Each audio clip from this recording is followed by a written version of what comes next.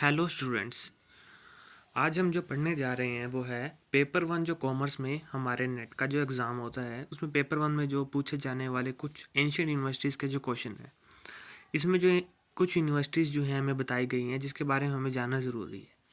जो पहली यूनिवर्सिटी आती है वो है तक्षशिला यूनिवर्सिटी। इसकी लोकेशन टाइम पीरियड जो है पाकिस्तान में थी, 6th सेंचुरी में बनाई गई थी। इसके अंदर जो कोर्सेज ऑफर किए गए वेदास, ग्रामर्स, मेडिसिन, सर्जरी, और इसके जो स्कॉलर्स थे वो रहे हैं चाणक्य, पेनिनी, जीवाका।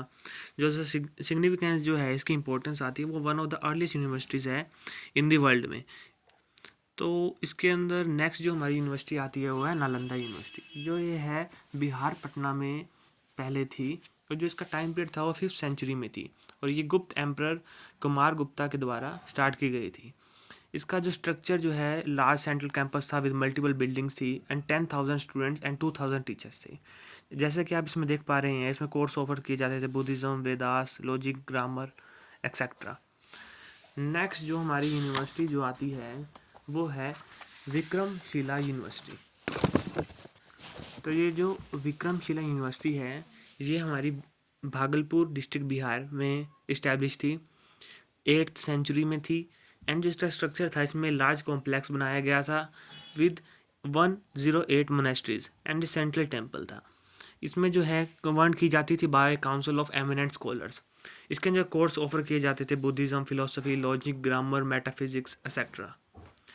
नेक्स्ट जो हमारे जो आती है नेक्स्ट यूनिवर्सिटी है उदांतपुरी यूनिवर्सिटी।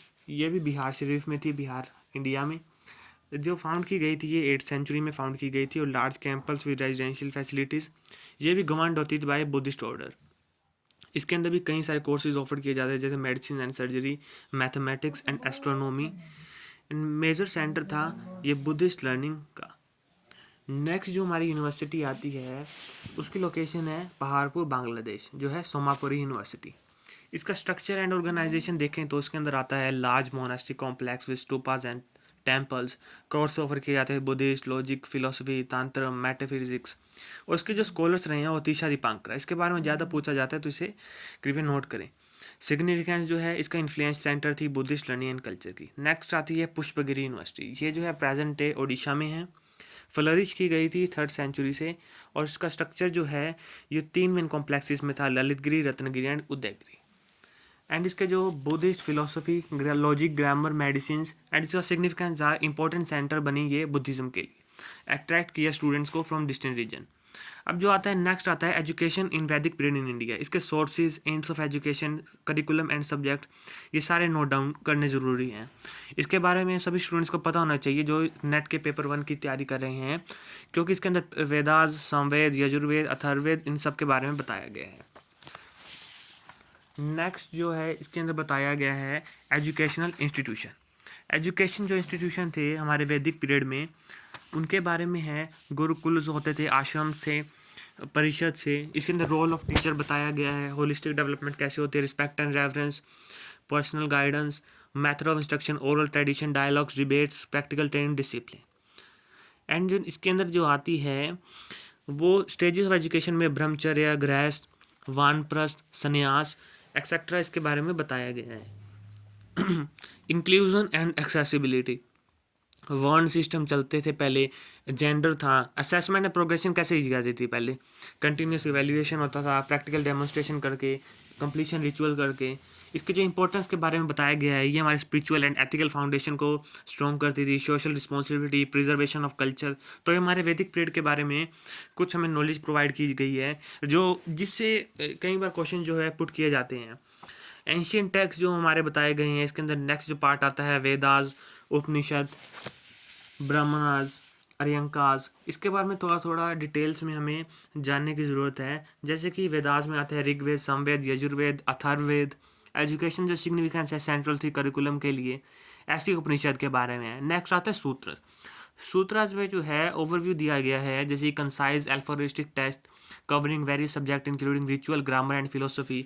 इसके अंदर सूत्रास में भी कई सारे टाइप्स हैं, श्रोता सूत्र, गृह सूत्र, धर्म सूत्र, शुल्ब सूत्र।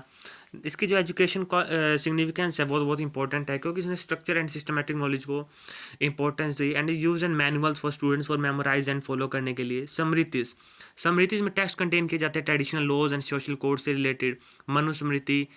एंड नेक्स्ट जो है इसके लिए कंटेंट गाइडलाइंस दी गई थी इसके अंदर, ड्यूटी में, एथिक्स में, लॉ में एंड कंडक्ट में। जो नेक्स्ट जो हमारा आता है वो आ जाता है एपिक्स।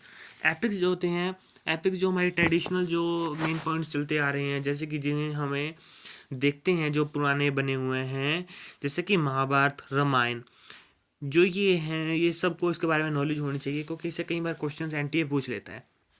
जिसके अंदर है ओवरव्यू दिया गया है, provide lessons in dharma, leadership and philosophy, virtues like such as duty, loyalty, use to teach moral values and culture heritage. ऐसे ही जो बुद्धिस्ट टेक्स्ट हैं, जैन टेक्स्ट हैं, इनके बारे में कुछ नॉलेज प्रोवाइड की है। ये जो कंटेक्स्ट है ये बहुत इंपॉर्टेंट है, इसके लिए आपको नॉलेज होनी चाहिए। अर्थशास्त्र ये कौटिल्य के द्वारा दिया गया था। इसका कंटेंट है जो treatise on state craft, economic policy and military strategy, educational significance, Puranas. अगर जो नेक्स्ट आता है ये इंपॉर्टेंट है, मोस्ट इंपॉर्टेंट, जो आप इसे नोट कर सकते हैं, चार्टर्ड एक्ट ऑफ 1813। फर्स्टली इसकी डेट याद रखनी बहुत ज़रूरी है। ये फर्स्ट ऑफिशियल स्टेप था toward formal education in India by the British east India company. Next आता है मैक्लेयर का मिनट ऑन एजुकेशन। ये 1835 में आए थे और इसके अंदर जो लॉर्ड थॉमस ने हमें influential minute advocating English as a medium of instruction, इसमें जो इंग्लिश को मेन इंपॉर्टेंस लैंग्वेज मान ली गई थी कुछ भी ऑफिशियल काम करने के लिए। नेक्स्ट आती है वुड डिस्पैच। ये 1854 में आया था, जिसे Magna carta of English education India भी कहा जाता है। ये बहुत इंपॉर्टेंट है, इससे कई बार एनटी हमसे क्वेश्चन पुट कर चुका है। नेक्स्ट आता है इंडियन एजुकेशन कमीशन, जिसे हंटर कमीशन कहा जाता है। ये 1882 से 1883 में रहा था, जिसे हेड किया था विलियम हंटर ने, जिसे फोकस किया था प्राइमरी एंड सेकेंडरी एजुकेशन पे, पर इसने अपनी रिकमेंडेशन भी दी थी हायर एजुकेशन के लिए, तो इसीलिए ये इंपॉर्टेंट बन जाता है हायर एजुकेशन से रिगार्ड से। नेक्स्ट आता है रेलवे कमीशन, जो